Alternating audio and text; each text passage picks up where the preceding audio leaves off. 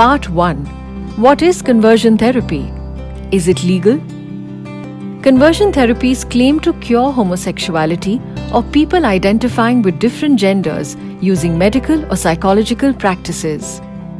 A range of measures are used, from antipsychotic medication to behavioral therapy that sometimes includes electric shocks, nausea-inducing drugs, and other brutal deterrents. Such therapies are illegal.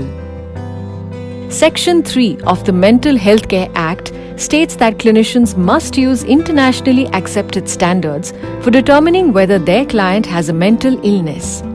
Now, what are these internationally accepted standards?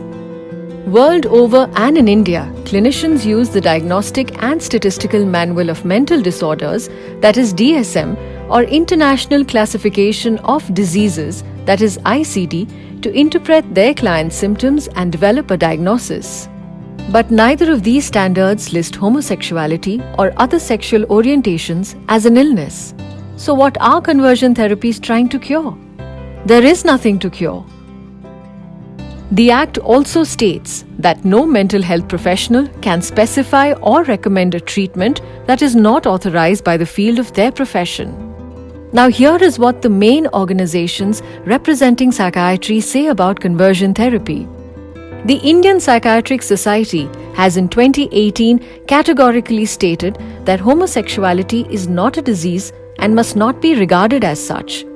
All forms of treatment or therapy to reverse sexual orientation are based on a premise that is erroneous, that such orientations are diseases. The Royal College of Psychiatrists, London, says that the college considers that the provision of any intervention purporting to treat something which is not a disorder is wholly unethical. As such, it remains in favor of legislative efforts to ban such conversion therapies.